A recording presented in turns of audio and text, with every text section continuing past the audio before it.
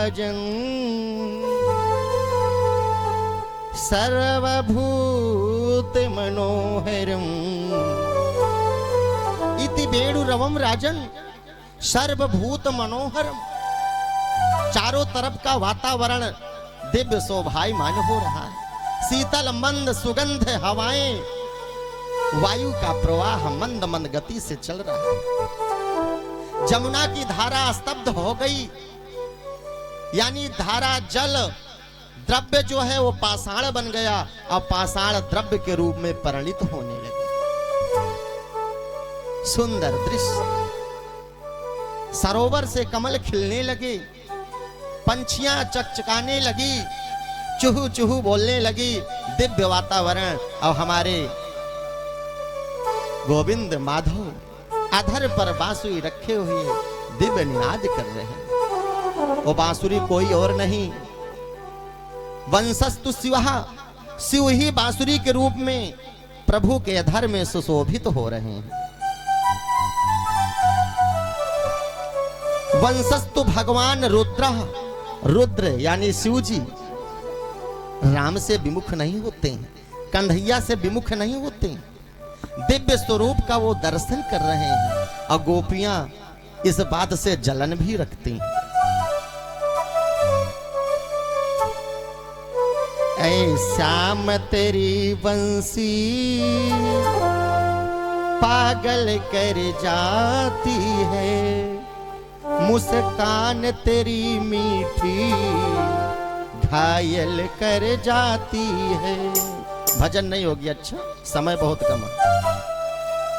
बांसुरी बजाए यार रंग से मुरारी,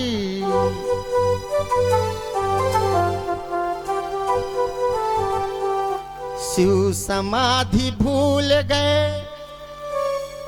मुनि जन को तारी, बांसुरी बजाए यार प्रेम से मुरारी। दिव्य बांसुरी बज रही है। उसी समय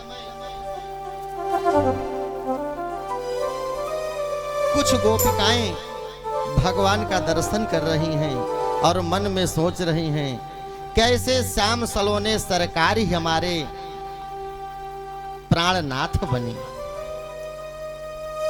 भगवान ने कहा मन ही मन कि आपके मनोरथ को मैं पूर्ण करूंगा।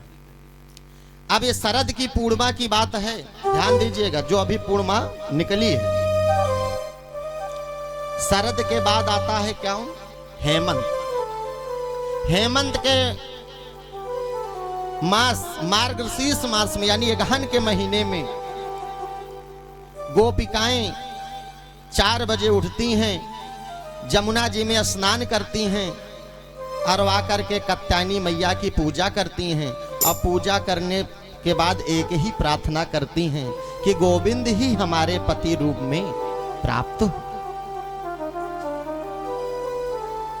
इधर स्नान करने 4 बजे तो जाती हैं, पर नग्न होकर के स्नान करती हैं, जल में प्रविष्ट होती हैं।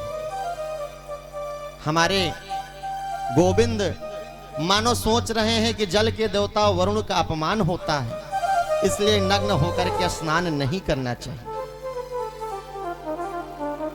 और मन में चल रहा है गोपिकाओं के कि गोविंद हमारे पति रूप में प्राप्त हों। और जब तक जीवात्मा और परमात्मा के बीच का जो पर्दा है, जो आवरण है, जब तक वो आवरण भंग नहीं होगा, हटेगा नहीं पर्दा, और तब तक जीवात्मा परमात्मा का दर्शन पाएगा नहीं। इसी का नाम है चीर हरण।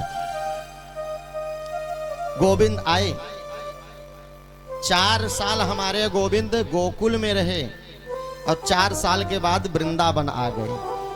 अब आज हमारे गोविंद 5.5 साल की अवस्था में है। ध्यान दीजिएगा, 5.5 साल की अवस्था में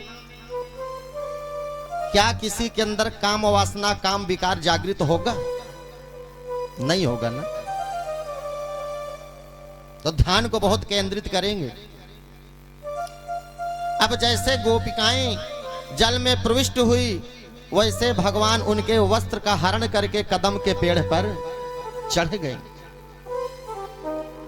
अब जब स्नान कर चुकी कपड़े की ओर देखा तो कपड़ा गायब, वस्त्र गायब। अरे कौन ले गया? गोपी ने कहा लगता है कोई बंदर आया था उठा ले गया।